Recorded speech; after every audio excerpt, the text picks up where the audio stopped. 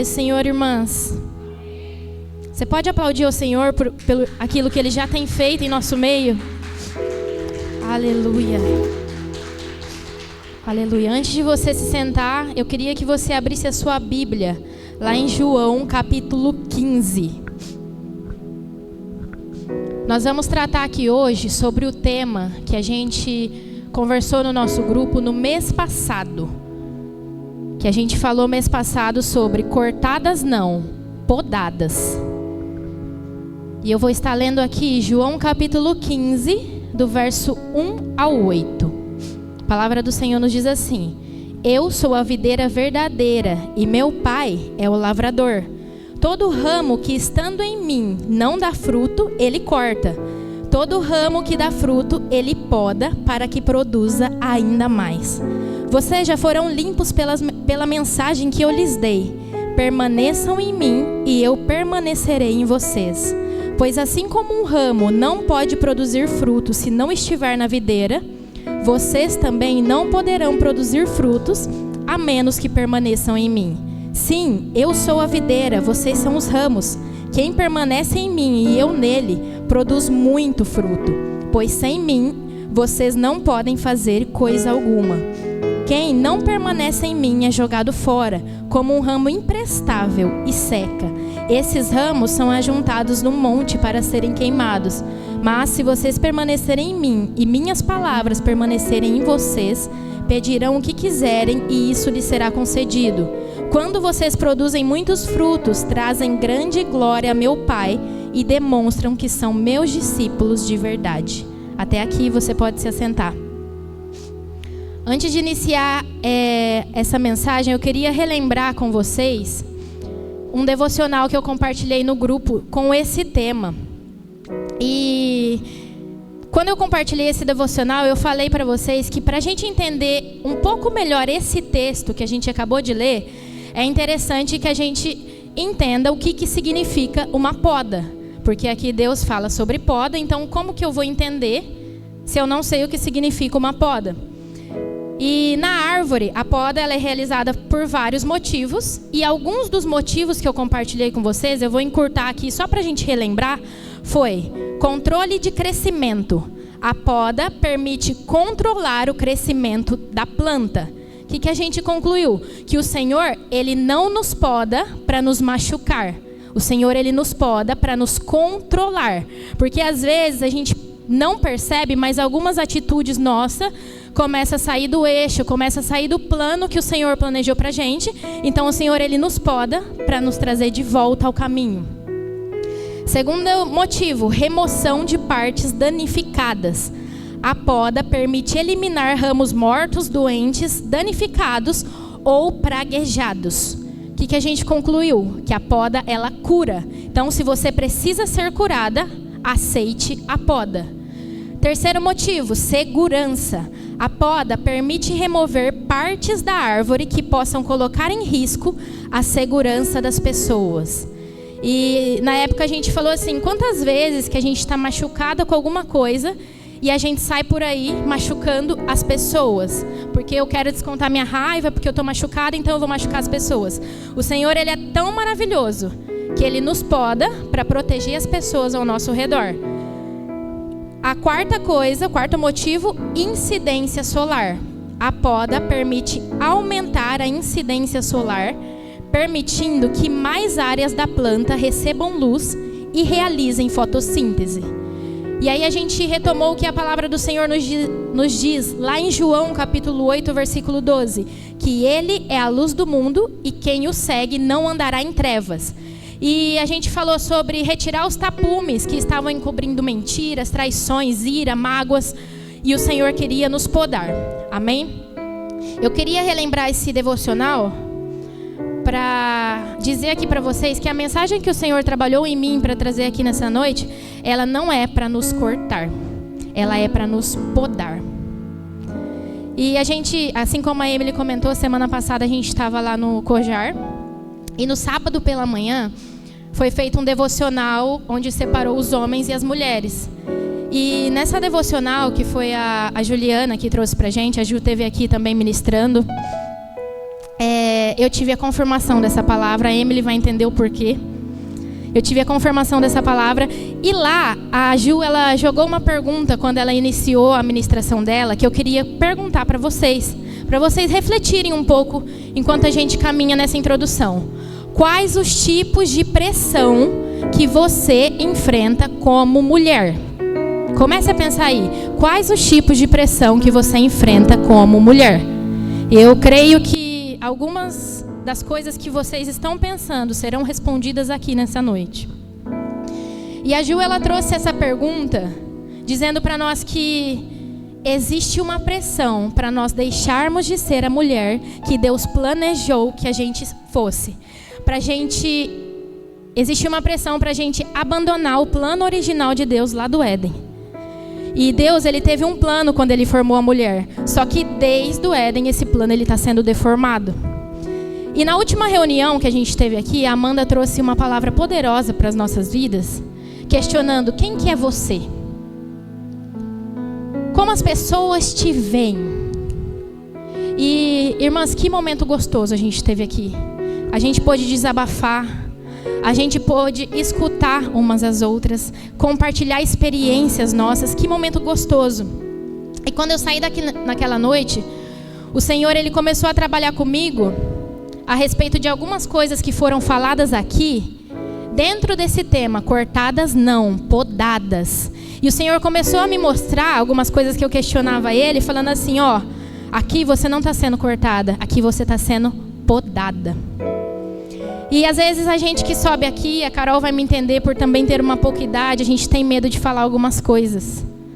Porque o mundo aí fora diz que para você falar, você tem que ter experiência. Então, como que a Ana, de 23 anos, uma idade bem menor do que a maioria de vocês que estão aqui, vai subir aqui para falar sobre mulheres?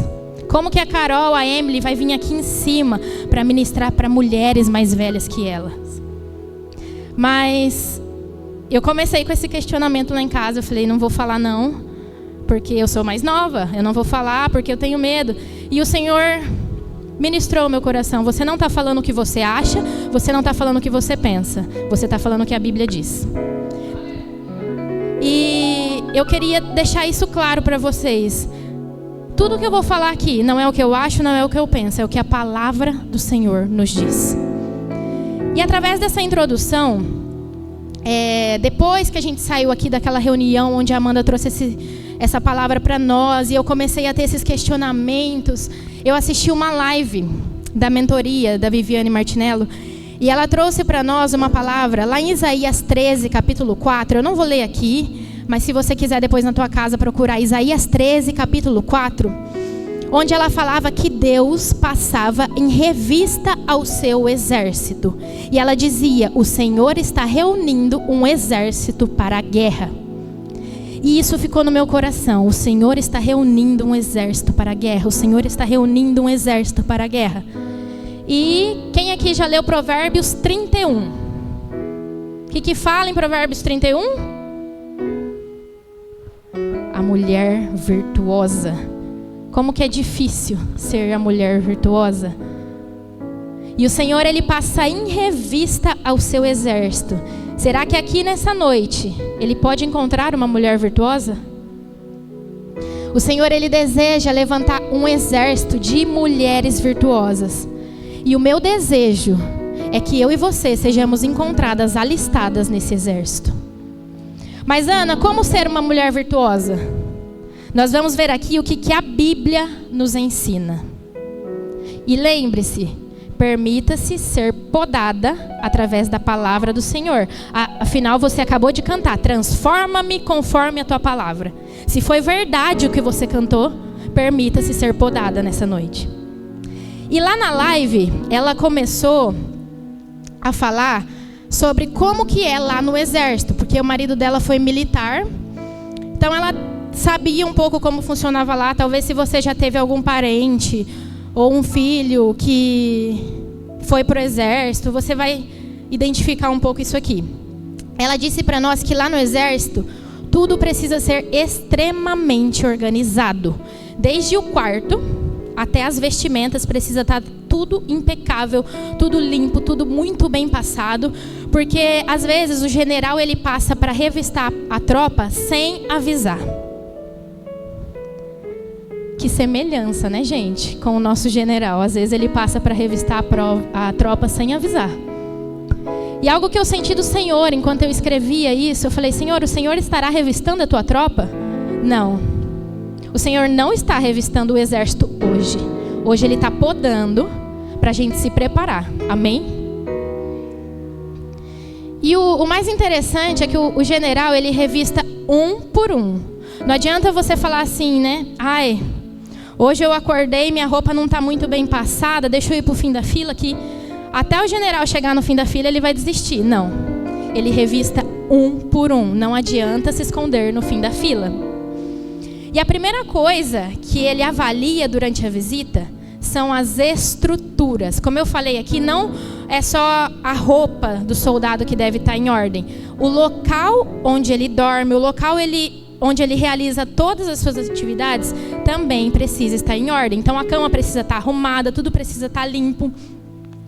E antes de o Senhor revistar nós, soldadas desse exército, Ele vai passar em revista lá na nossa casa. Como está a sua casa? Eu acho muito incrível a conexão do Senhor, que sem combinar nada, o que a Emily acabou de falar aqui? Que o Senhor, Ele deseja te usar primeiramente lá na tua casa. A gente não pode esquecer que as nossas escolhas de hoje definem aonde nós vamos estar amanhã. Por isso, a gente estar posicionada de forma correta dentro do nosso lar é extremamente importante. Porque para ser uma mulher virtuosa é necessário um posicionamento no Senhor. Lá em Provérbios, capítulo 3, versículo 6, vai dizer assim: busque a vontade dele em tudo o que fizer, e Ele lhe mostrará o caminho que deve seguir. Mulheres posicionadas que buscam a vontade do Senhor são guiadas por Ele. Então, a primeira coisa que eu aprendo aqui, se eu quero ser uma mulher virtuosa, é necessário posicionamento. E nesse ponto especificamente, eu queria tratar, o Senhor ministrou meu coração para tratar a respeito de 2 tipos de mulheres. E talvez você se enquadre nos 2 tipos ou não. E o primeiro é para mulheres que estão no processo de fazer aliança. E quando eu digo sobre fazer aliança, não é só questão de namoro, casamento, noivado. Mas o Senhor ministrou fortemente ao meu coração sobre amizades e contratos. O seu posicionamento em Deus exige de você um cuidado muito forte com as alianças que você faz na tua vida. Cuidado com as alianças erradas. A gente vê ao redor da Bíblia o Senhor nos alertando diversas vezes sobre alianças. Diversas vezes. A gente vê lá em Juízes 16 um exemplo de Sansão. Sansão, ele estava sendo preparado para ser um líder de Israel. Mas quando ele fez uma aliança errada, ele se perdeu no caminho. E isso mudou o percurso de toda a sua vida. Lá em 1 Reis 3, do 10 ao 12, o Senhor se agradou do pedido de Salomão. Por isso, Deus respondeu: uma vez que você pediu sabedoria para governar meu povo com justiça, e não vida longa, nem riqueza, nem a morte de seus inimigos, atenderei a seu pedido. Eu lhe darei um coração sábio e compassivo, como ninguém teve, nem jamais terá. Salomão, o homem mais sábio que já existiu, ele foi levado a adorar outros deuses por conta de uma aliança errada. Salomão também se perdeu no caminho. A gente vê Josué marchando para conquistar a terra prometida. Fez aliança com os gibeonitas e causou grande desgaste no povo de Israel. Acabe, lá em 1 Reis 16, fez aliança com Jezabel. Ele se casou com uma adoradora de Baal, ele assinou um contrato com uma adoradora de Baal. E o povo de Israel começou a pecar contra Deus por conta de uma aliança errada. Eva, no jardim perfeito criado por Deus, fez uma aliança errada que impactou em toda a humanidade. O que eu aprendo aqui? Primeira coisa que eu aprendo aqui, a minha aliança errada, ela não impacta só na minha vida, não. A aliança errada pode impactar a vida das pessoas que estão ao teu redor. Só que em contrapartida, o que nós temos? Nós temos a aliança de Ruth com Noemi. Que poderoso isso. Por Ruth ter feito uma aliança com Noemi, ela teve o privilégio de fazer parte da linhagem de Jesus. A aliança de Paulo com Barnabé. Paulo e Barnabé, eles se uniram para trabalhar na expansão do reino de Deus. E aqui eu também queria destacar um ponto muito importante, que o fato de você fazer uma aliança correta não significa que tudo vai ser mil maravilhas. Paulo e Barnabé, eles enfrentaram perseguições e desafios. Mas como eles tinham uma aliança correta, uma aliança firmada em Deus, eles conseguiram combater todas as perseguições e os desafios. Porque eles eram firmados no nosso Pai, eles tinham um compromisso com Deus. Então vocês conseguem aqui compreender como que a escolha de com quem vamos fazer uma aliança é extremamente importante, extremamente perigosa na nossa vida? E o inimigo, ele é tão astuto, irmãs, que ele trabalha dia e noite para que você faça alianças erradas, para que você se desvie do caminho, para que você se desvie da promessa que o Senhor tem para a tua vida. E eu queria que você pensasse aí, com quem você tem feito alianças? Lá no teu serviço, lá na tua escola, lá na tua vizinhança, você consegue discernir quem que é tua amiga de quem é tua colega? Você consegue fazer isso? Com quem que você tem feito acordos? Com quem que você tem assinado contratos? Para quem que você tem entregue o teu coração? O que tem influenciado a tua caminhada com Deus? Pense aí, as alianças que você está fazendo hoje, tem te aproximado ou tem te afastado do plano original que Deus criou para a tua vida? Fazer escolhas erradas, assim como a gente viu aqui alguns exemplos, pode fazer com que você se perca no caminho. Mas como a gente disse lá no início, o porquê que o Senhor nos poda? Para nos trazer de volta ao caminho. E se você está fazendo alianças erradas, hoje Ele te lembra do propósito e do chamado que um dia Ele derramou sobre a tua vida. E Ele te oferece a poda. Se você continuar insistindo nas alianças erradas, você vai se perder no caminho. Mas se você permitir que o Senhor te pode, Ele te trará de volta ao caminho. Ele te trará de volta a promessa. E vamos lembrar que a poda, ela dói. Não é fácil. Não é fácil passar pela poda. Mas é necessário para estarmos alistadas nesse exército que Ele tem levantado. Amém?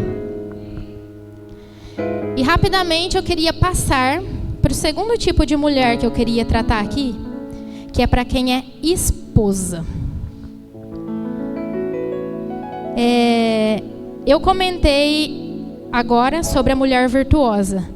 E minha mãe me falou uma frase que eu achei incrível essa semana, que ela ouviu numa ministração, que é assim: você não nasce virtuosa, você se torna virtuosa. E isso é muito importante para a gente gravar no nosso coração, para a gente evitar a comparação entre a gente. Porque às vezes eu posso olhar para a Carol e falar assim: a Carol é uma mulher virtuosa, por isso que ela consegue fazer as coisas. Ou a Carol está longe de ser uma mulher virtuosa, então eu tenho que me afastar dela. Eu não posso incluir ela no meu grupo, porque senão ela vai me contaminar. E no nosso exército não pode existir desrespeito nem inveja pelo que a outra carrega. Então é importante a gente gravar isso. Você não nasce virtuosa, você se torna virtuosa. E eu acredito que se Deus te trouxe até aqui nessa noite para falar sobre características de uma mulher virtuosa no âmbito esposa, é porque tem coisa para ser tratada aí, assim como foi tratada e está sendo tratada aqui. Ah, Ana, mas eu não sou casada e blá blá blá blá blá blá blá blá. Mas você conhece alguém. Eu acredito que ninguém veio aqui em vão. E eu acredito que o que será falado aqui, assim como aconteceu comigo, o Senhor ministrou em mim para eu passar essa palavra. O Senhor está ministrando em você para você passar essa palavra também. E eu queria deixar já cravado no teu coração que, independente de qualquer coisa, lá no início a gente falou assim: quais são as pressões que você enfrenta como mulher? Se você pensou em alguma coisa aí, há tempo de mudança. Basta você desejar. A gente vê na Bíblia que o Senhor, quando Ele olha para a sua igreja, Ele compara a igreja como uma noiva. E em alguns versículos, a gente até lê a palavra esposa, como por exemplo lá em Efésios 5:25. Maridos, ame cada um a sua esposa, como Cristo amou a igreja. Deus enfatiza essa comparação para nós, para ressaltar no nosso coração que o lugar de esposa atribui algumas funções específicas para a construção do propósito de Deus na nossa vida. E nessa palavra aqui, funções específicas, o Senhor me pegou, porque toda a criação de Deus aponta para um propósito. Eu não tenho propósito. Toda a criação de Deus aponta para um propósito. Mulher, você tem um propósito, amém? E uma parte original do nosso propósito como mulher, desde a criação do homem e da mulher, lá em Gênesis 2:18, a gente vai ver que é ser auxiliadora. A palavra do Senhor diz assim: então o Senhor Deus declarou: não é bom que o homem esteja só. Farei para ele alguém que o auxilie e lhe corresponda.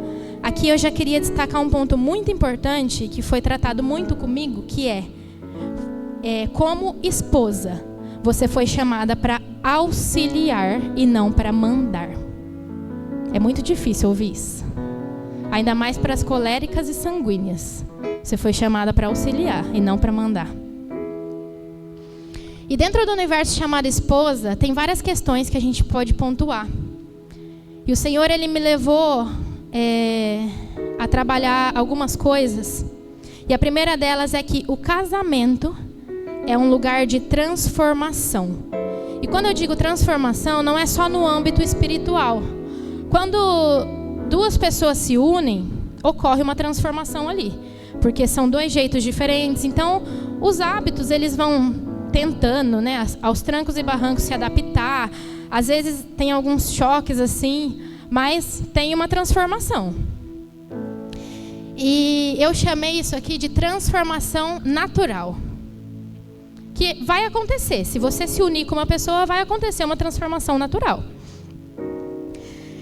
Porém, para a gente ter essa transformação natural de forma fluida, de forma legal, de forma que os dois sejam transformados, porque às vezes, tipo assim, lá em casa o Lucas não gostava que eu deixasse o sapato na sala. E aí precisou ocorrer uma transformação espiritual para que eu entendesse isso, porque isso era um motivo de briga no nosso casamento. Então, para que essa transformação natural ocorra de forma fluida, é necessário também uma transformação espiritual. E com isso, eu volto num tema que a gente tratou há alguns meses atrás. Primeiro em mim. Repita aí. Primeiro. Mulher, pare de cobrar uma transformação do seu marido se você ainda precisa ser transformada. Como que esse ponto pegou em mim? Futucou lá a ferida na alma, assim, ó. Quantas vezes eu cobrei. Você não muda, você não faz isso. E eu também não estava mudando. Primeiro em mim. Porque quando a gente permite ser transformada, a gente começa a entender como ser uma mulher virtuosa dentro do nosso casamento. E o Senhor está aqui nessa noite nos podando para nos transformar. Amém? Eu falei aqui que meu esposo odiava o sapato na sala. Eu chegava em casa, domingo depois do culto. Amanhã eu arrumo isso aí.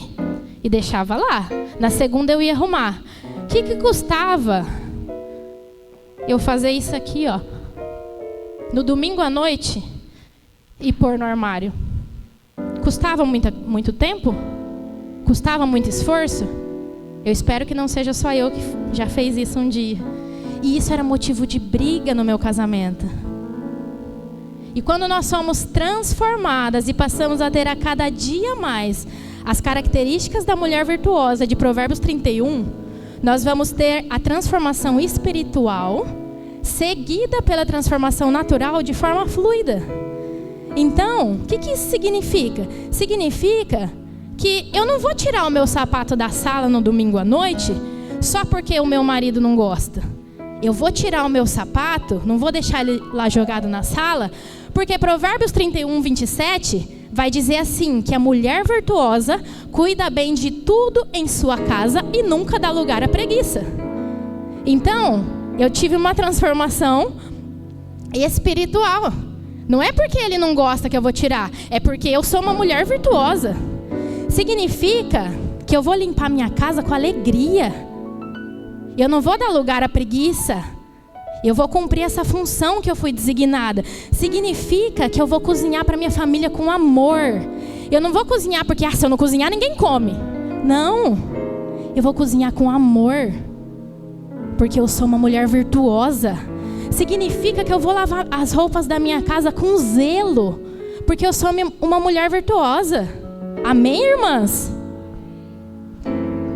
E sexta-feira pela manhã, eu falei para o Lucas lá em casa que um dos pontos que ainda me pega na mulher virtuosa é quando fala assim, que é a primeira a se levantar. Misericórdia.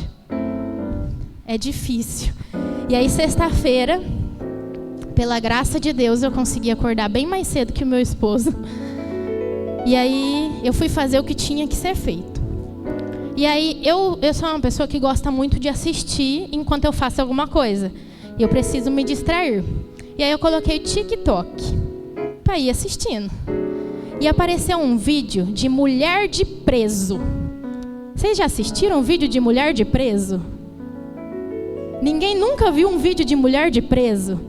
Gente, eu e o Lucas passamos horas assistindo vídeo de mulher de preso. É muito engraçado. A mulher do preso, ela levanta super cedo. E isso vai variar, tá, gente? Porque cada penitenciária, ela tem as suas regras. A mulher do preso, ela se levanta super cedo, prepara a comida que ela vai levar naquele dia de visita. E aí tudo tem regra. Em tal penitenciária a comida tem que ser desse jeito, tem que ser armazenada desse jeito. Isso. Pode tantos pacotes de bolacha, a gente já tá sabendo. Mas eu falei pra ele, não vai ser preso, porque eu não vou fazer isso. E tudo tem um negócio assim, gente, elas têm um extremo cuidado com tudo, com tudo. Porque hoje eu vou levar para ele essa bolacha aqui que ele gosta. Hoje eu vou levar isso aqui que ele gosta, aquilo ali que ele gosta. Tudo. Se vocês nunca assistiram, se vocês não têm TikTok, joga lá no YouTube, vídeo de mulher de preso, para vocês entenderem isso que eu tô falando. E aí, sexta de manhã, eu, enquanto lavava a louça, rolando lá o TikTok, apareceu o vídeo e Deus falou assim comigo, olha isso, você está olhando isso aí? Você está entendendo? Como assim? Vídeo de mulher de presa, a mulher do preso, não estou aqui enaltecendo o que ela faz, eu só quero que vocês entendam a comparação que o Senhor me levou a pensar. A mulher do preso levanta cedo para preparar a comida que o marido ama. Ela prepara tudo com cuidado para poder conseguir entrar com aquilo na cadeia, com maior cuidado, com maior amor. E aí, aquela que se diz crente, entra no ônibus numa segunda de manhã, porque meu marido, pelo amor de Deus, não tem jeito. E aí, imagina as pessoas ao redor. Imagina, eu não sou crente, eu vejo o vídeo de uma mulher de preso que cuida do marido, e aí quando eu vejo a crente está lá, porque pelo amor de Deus, pedi para lavar a louça está lá há 10 dias. Vocês entendem essa diferença? E o Senhor me levou a pensar nisso. Lembrando, Provérbios 31, 27, a mulher virtuosa cuida bem de tudo em sua casa e nunca dá lugar à preguiça. Viva essa transformação em sua vida, mulher. Viva essa transformação. Certo? Mas se o casamento é um lugar de transformação, como que o meu esposo vai ser transformado também nesses aspectos? Porque sempre que a gente ouve palavras assim, parece que a responsabilidade é só da mulher. Certo? E é justamente quando a gente pensa isso que a nossa cabeça está errada. Que da mesma forma que é para a mulher, o homem lá em Gênesis, ele também foi criado com um propósito específico. Eu ainda falei para o Lucas, o Senhor está ministrando isso comigo para eu falar com as mulheres, começa a pedir aí para você falar com os homens, não é responsabilidade minha, você que se vire aí. O homem e a mulher, ele não tem um valor diferente diante de Deus. A gente nunca vai olhar na Bíblia falando que o homem é melhor que a mulher ou a mulher é melhor que o homem. O homem e a mulher têm funções diferentes diante de Deus. E o homem, ele também foi chamado com uma função específica. E se o seu marido não cumpre a função para a qual ele foi chamado, você precisa orar pela vida dele. Daqui a pouco a gente vai falar um pouquinho sobre oração, mas eu já queria deixar aí. Se você está pensando isso agora, meu marido não faz o que ele foi chamado para fazer, ore pela vida do teu marido. Em uma conversa com a Carol, ela comentou comigo sobre uma ministração da Ana Paula Valadão, onde ela dizia assim: o fato de o seu marido não cumprir o papel dele como homem não isenta de você de cumprir o seu papel como mulher. E uma coisa que eu tenho aprendido ultimamente é que todo fracasso ou todo sucesso da família depende do homem e da mulher.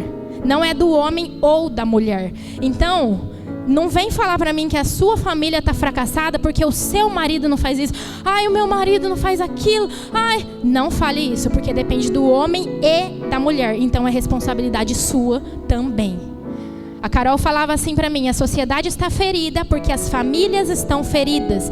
E o posicionamento da mulher tem o poder de sarar famílias.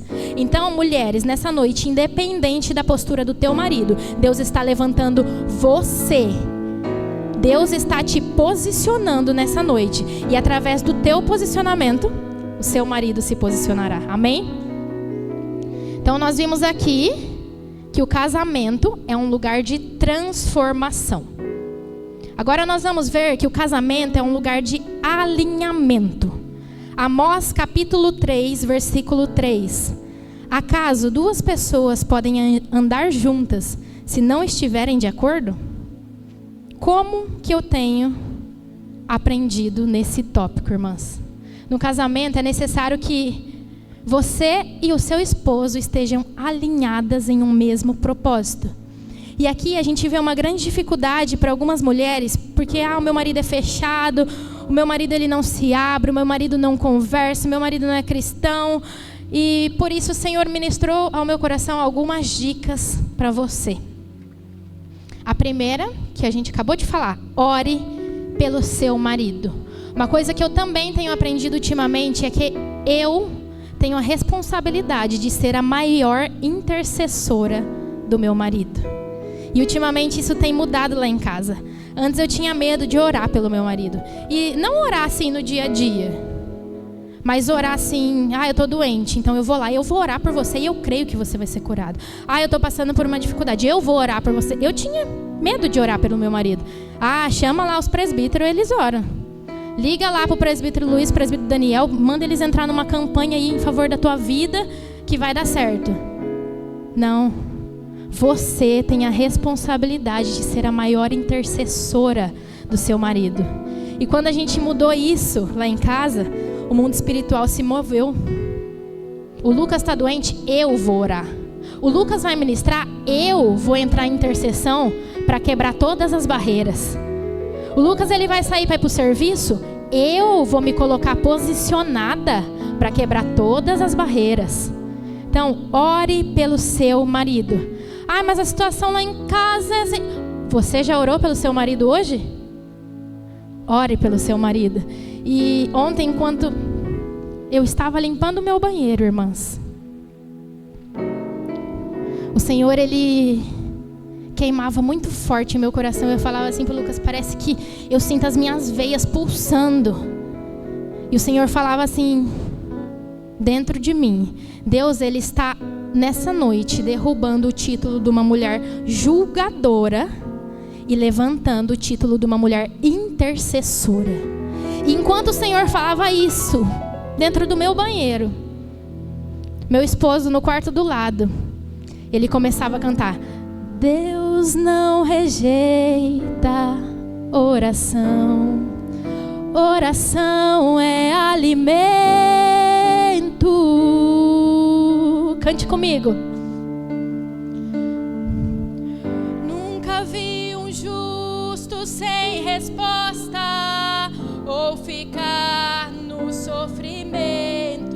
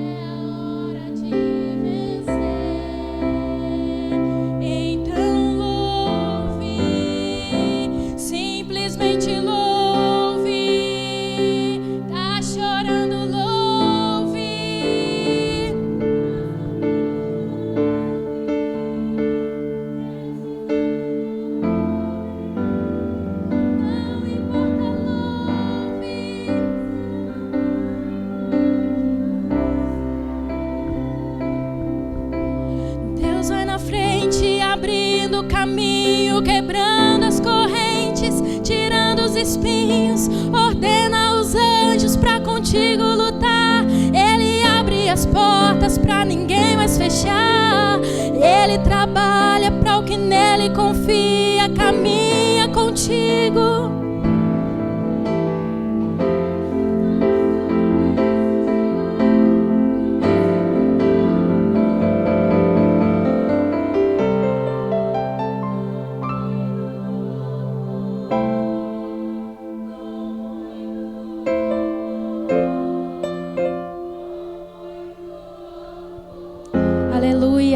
E eu falei assim para Emily hoje, eu falei, como que o Senhor é poderoso? Porque a gente não combinou nada. E aconteceu isso ontem. Enquanto o Senhor falava, eu estou derrubando um exército de julgadoras e levantando um exército de intercessoras. Ele começa a cantar esse louvor no quarto do lado. E eu comecei na hora, falei, uou, que louvor lindo. E ele cantando, e eu, que louvor lindo. E eu estava entendendo que o Senhor já estava mudando alguma coisa. Amém? Então, ore pelo seu marido. Segunda coisa, ouça o seu marido e aprenda a conversar. Queria que a gente abrisse a nossa Bíblia lá em Provérbios, capítulo 18.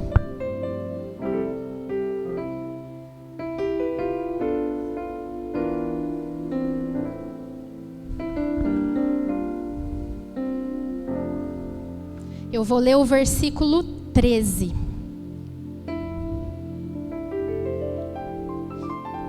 Que diz assim: falar sem antes ouvir os fatos é vergonhoso e insensato. Mulher, quantas vezes você falou as coisas antes de ouvir? Quantas vezes? Comece a ouvir as dores do seu marido. Pergunte para ele assim, o que eu posso fazer por você?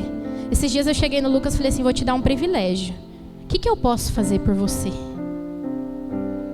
Comece a ouvi-lo. E quando você ouvi-lo, peça sabedoria a Deus para falar. Não seja uma mulher insensata. Antes, seja a mulher de Provérbios 31, 26. Quando a mulher virtuosa fala, suas palavras são sábias. Uma outra dica, conheça o temperamento do seu esposo.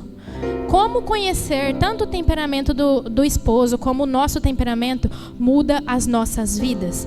Porque às vezes, eu não estou falando aqui que o temperamento justifica coisas erradas. Porque a gente sabe que todo temperamento tem aspectos a serem trabalhados. Mas às vezes, o seu marido ele não sabe muito bem como reagir a alguma coisa, não é porque ele é parado, mole. Quantas vezes eu falei pro Lucas, você é mole? Olha que palavra sábia saindo da minha boca. Falar pro meu marido que ele era um mole?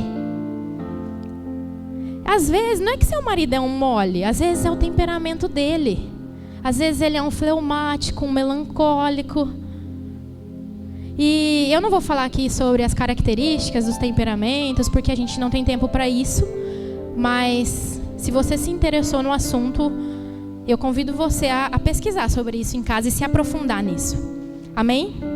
Então, o casamento é um lugar de transformação, o casamento é um lugar de alinhamento e o casamento é um lugar de aliança. A gente falou aqui no início sobre aliança, mas eu queria reforçar a aliança aqui no casamento. Em agosto, aconteceu uma situação comigo. Eu vou compartilhar brevemente com vocês. O Lucas fala que eu não sei compartilhar nada brevemente, mas eu vou compartilhar brevemente. Que eu tinha uma consulta marcada com a pediatra da Elisa numa quarta-feira. Na segunda-feira, a assistente da pediatra me ligou, falou assim, a pediatra se aposentou e não vai atender ela. E eu, tá, o que eu faço? Porque a consulta já era na quarta e eu, super calminha, nem fiquei desesperada, nem liguei no serviço do Lucas surtada. Não fiz isso, tá, gente? E eu peguei a lista de pediatras do meu convênio e comecei a ligar, porque era consulta mensal. E ninguém atendia. Falei, que bosta de convênio é esse? Falei. Pelo amor de Deus, por que eu fui contratar isso? Nossa, meu Deus do céu. E comecei. Porque ninguém atende.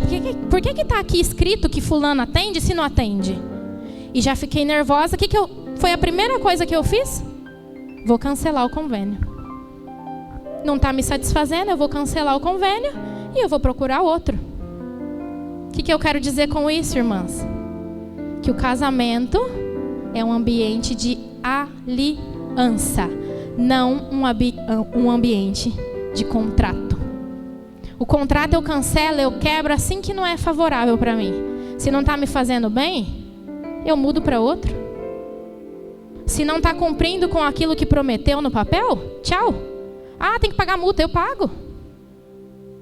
Contrato. O casamento não. Salvo aqui em casos de violência ou abuso, o casamento é um lugar de aliança. E depois que você faz uma aliança, você tem que cumprir com a tua palavra até o fim. E tem algumas coisas que acontecem na nossa vida que enfraquecem a nossa aliança. E a gente precisa vencer essas coisas.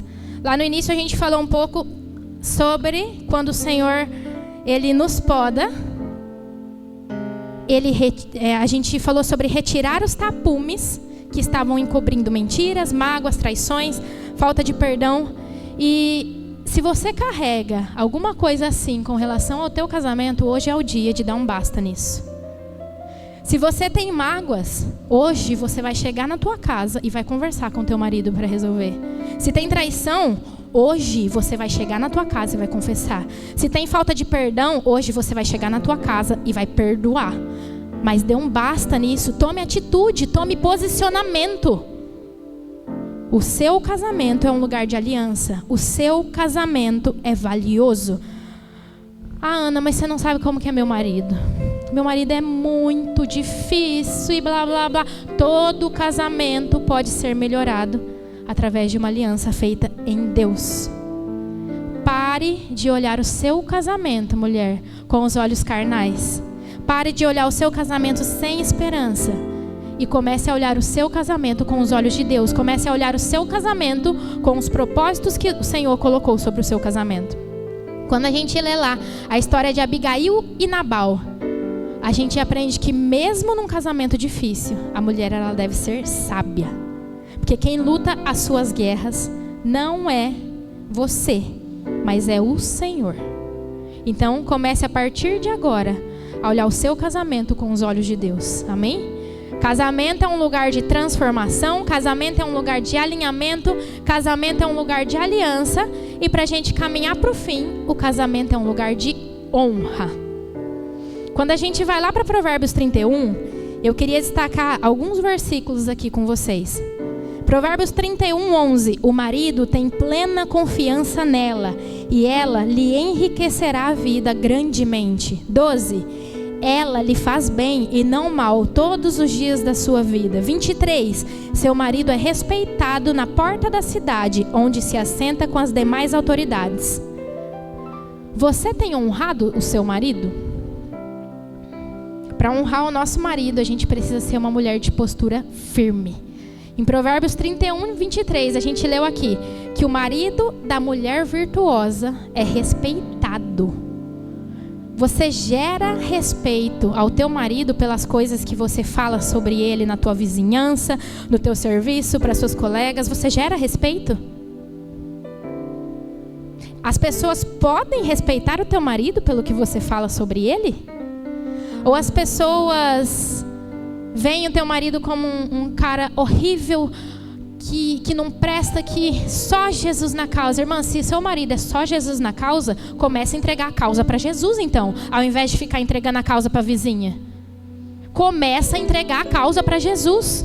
Pare de espalhar os problemas do seu casamento, pare de espalhar os problemas do seu lar. Olhe para o seu casamento com os olhos de Deus. E nesse tópico a gente vai voltar lá para o assunto inicial sobre a live do exército. Lembram? Foi falado naquela live que durante a revista no exército, o general olha para como os soldados estão vestidos. Porque a roupa ela tem que estar extremamente limpa, perfeitamente passada, tudo alinhadinho. E uma coisa muito interessante é que dentro do exército a roupa, ela define a posição que aquela pessoa ocupa. Então o soldado vai usar a roupa de um jeito, o cabo vai usar a roupa de outro jeito, o sargento vai usar um outro tipo de roupa. Então lá entre eles, se olhando, eles sabem, ó, aquele ali é sargento, aquele ali é cabo, aquele ali é só um soldado. E isso também acontece em alguns outros lugares. Não sei quem aqui já foi no Outback. No Outback, a cor da roupa das pessoas também define a função que elas exercem naquele lugar. Então, o atendente usa roupa de uma cor. O garçom que vai servir as mesas usa roupa de outra cor. Os gerentes usam uma roupa de outra cor. No judô, também.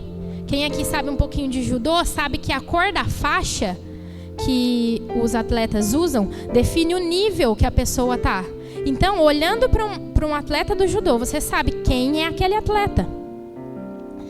E em diversos casos, pela roupa que a pessoa veste, a gente pode saber a posição que ela ocupa. Lá em Mateus 22, do 11 ao 13, a gente vê a parábola do banquete de casamento, que diz assim: quando o rei entrou para recebê-los, notou um homem que não estava vestido de forma apropriada para um casamento e perguntou-lhe: amigo, como é que você se apresenta sem a roupa de casamento? O homem não teve o que responder. Então o rei disse: amarrem-lhe as mãos e os pés e lancem-no para fora, na escuridão, onde haverá choro e ranger de dentes. A nossa vestimenta é muito importante, mulher. E eu repito, pela roupa que a pessoa veste, a gente pode saber a posição que ela ocupa. E dentro desse tópico, o casamento é um lugar de honra. O Senhor, Ele me levou a primeiro me questionar, para depois questionar a vocês. Você tem honrado o seu casamento através das roupas que você veste?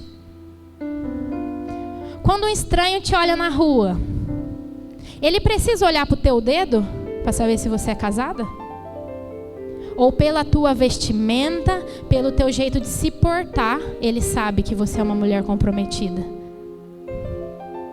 Dói isso. Mas uma mulher compromissada com o Espírito Santo, ela não pode ter uma conduta sensual.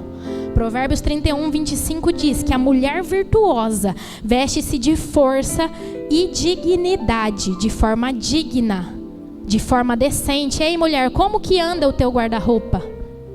Minha mãe, ela tá aqui, ela é a prova. Como que eu não fui tratada nisso?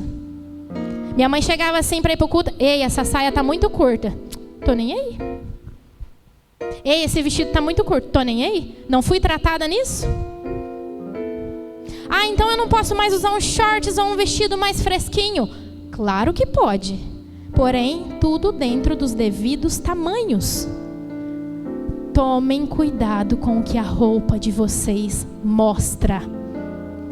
Gente, tomem cuidado com o que vocês postam nas redes sociais. No Instagram tem aquele negócio de melhores amigos. Como que funciona? Eu seleciono só as pessoas que eu quero que vejam as minhas publicações. Gente, eu fico assustada com o que eu vejo nos melhores amigos. As pessoas se esquecem que eu posso estar assistindo os stories do lado do meu esposo. Então não é porque eu só coloquei mulheres nos meus melhores amigos. Não tem problema mulheres verem algumas coisas. Mas elas se esquecem. Eu vou usar o meu caso, tá? Que o meu celular fica aberto aqui no computador da igreja. Vocês veem o perigo disso? Tomem cuidado com o que vocês postam nas redes sociais. Para as mulheres que têm acesso aqui ao púlpito, cuidado com a roupa que você usa para subir aqui na plataforma. Você que me assiste, que tem acesso ao púlpito da sua igreja, cuidado. Você vem aqui para adorar o nome do Senhor e não para chamar a atenção de homem. E às vezes essa não é a nossa intenção. Mas pela roupa que a gente está vestindo, acaba acontecendo. E por isso a gente precisa ter muito cuidado. Honre o seu marido, honre os seus filhos, honre a sua família através da roupa que você veste. Seja conhecida como uma mulher decente. Olha que coisa linda. Seja conhecida como uma mulher decente. E para finalizar esse tópico, nós, mulheres, quando nos tornamos mulheres virtuosas, também somos honradas dentro do nosso casamento. Então não é só a gente, porque igual eu falei, é tudo a culpa da mulher, tudo a mulher tem que fazer. Não, a gente também é honrada. Provérbios 31, 28. Seus filhos se levantam e a chamam de abençoada, e seu marido a elogia. 29. Há muitas mulheres virtuosas nesse mundo, mas você supera todas elas. 30. Os encantos são enganosos e a beleza não dura para sempre, mas a mulher que teme o Senhor será elogiada. 31. Recompensem-na por tudo que ela faz, que suas obras a elogiem publicamente. Quando a gente se torna mulher virtuosa, a gente também é honrada dentro do nosso casamento. Amém? Então nós vimos aqui que o lugar de esposa, ele atribui funções específicas. Lembrem dessa palavra. O lugar de esposa atribui funções específicas para a construção do propósito de Deus sobre a nossa vida. E a gente precisa entender que quando a gente cumpre o nosso papel de esposa, Deus ele coloca a gente num lugar de autoridade. E quando a gente negligencia isso, quando a gente negligencia o ser esposa, a gente está enterrando parte do propósito de Deus para a nossa vida. Não tem como a gente construir um ministério saudável abandonando a nossa família. Não tem como a gente falar assim, porque o Senhor tem uma promessa na minha vida, que eu vou prosperar no ministério, que eu vou fazer isso, e eu deixar minha família lá abandonada. Eu deixar o meu esposo abandonado, eu não orar por ele, eu deixar os meus filhos abandonados. Não tem como. E eu sei que dentro disso que a gente levantou aqui hoje, ainda tem muita coisa para falar. Ainda tem muita coisa para aprender, mas infelizmente o tempo não nos permite. Mas, mulher, fique com essa palavra que o Senhor deseja levantar um exército de mulheres virtuosas. E Ele trouxe essa palavra para o nosso coração nessa noite. Assim como eu falei, primeiro foi em mim. Ele trouxe para nós, para nos podar e não para nos cortar. E eu tenho muita coisa para melhorar na minha vida, dentre esses aspectos que eu citei aqui. Mas tome um posicionamento, se você também tiver muita coisa para melhorar. Tome um posicionamento e construa diariamente algo novo diante do Senhor. Vamos lembrar da frase? Você não nasce virtuosa, você se torna virtuosa. E o Senhor, Ele nos atenta para essa palavra. Quando Ele passar em revista ao exército que Ele está levantando. Eu quero ser encontrada nesse exército. Você quer ser encontrada nesse exército? Eu quero ser encontrada entre uma mulher que não segue os padrões desse mundo. Eu quero ser encontrada lá em Provérbios 31. Mulher confiável, mulher que trabalha alegremente, mulher que organiza o seu dia, mulher financeiramente sábia, mulher que cuida de si mesma, mulher que honra o seu marido e sua família, mulher que sabe quando falar. Eu quero ser encontrada nesse exército.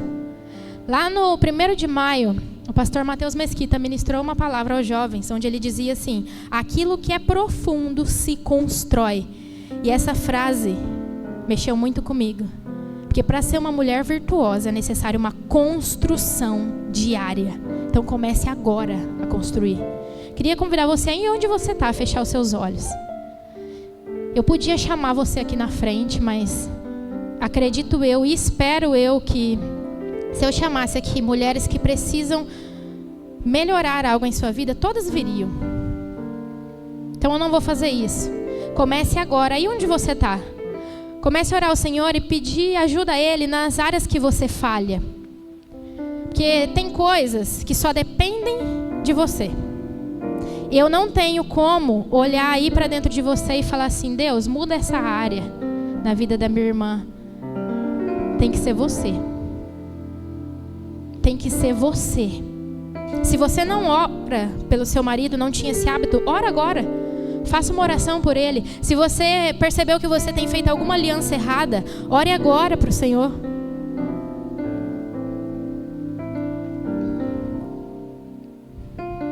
Você e Deus.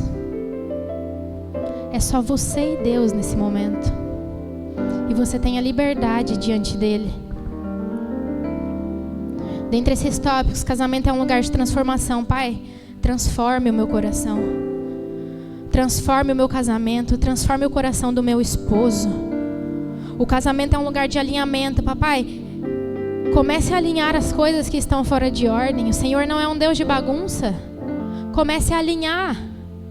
O casamento é um lugar de aliança. Pai, reforce a aliança entre mim e o meu esposo, Pai. Senhor, eu vejo que tem coisas que estão tentando afetar o nosso casamento, mas está caindo por terra agora. Comece a falar essas palavras ao Senhor. O casamento é um lugar de honra.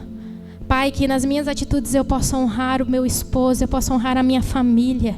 Que eu seja encontrada como uma mulher decente. Comece a falar com o seu Deus. Lembre-se que Ele está te podando. Se você aceita a poda, comece a falar com o seu Deus.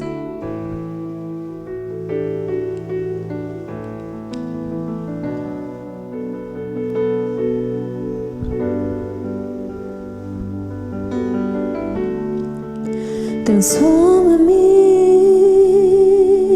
de dentro para fora. Transforma-me, Senhor. Me rendo a Ti com tudo que eu tenho e tudo que eu sou. Vou esquecer e uma nova história eu vou viver para a Sua glória. Eu quero ser uma mulher transformada, ser uma mulher restaurada, cheia do poder de Deus, cheia do poder de Deus. Eu quero ser uma mulher que adora, ser uma mulher que ora, cheia do poder de Deus, cheia do poder de Deus. Aleluia, nós vamos ser um grande exército que vai marchar levando o nome do nosso Deus, restaurando a nossa família, saqueando o inferno. O inferno quer derrubar famílias. Hoje, com o meu posicionamento, eu declaro que na minha família ele não toca, na sua família ele não toca. Amém? Coloque-se de pé. Eu queria desafiar você agora a orarmos umas pelas outras. A tua parte você fez agora. O que você tinha para dizer ao teu Senhor, você fez agora. Se você é mulher, sentindo o teu coração de ministrar sobre a vida de alguém, age em ousadia. Muitas vezes a gente carrega dores, mas é as nossas dores que vão curar a vida da irmã que está do nosso lado. E eu queria incentivar você agora, tire esse momento enquanto eles cantam, a orar com alguém, amém?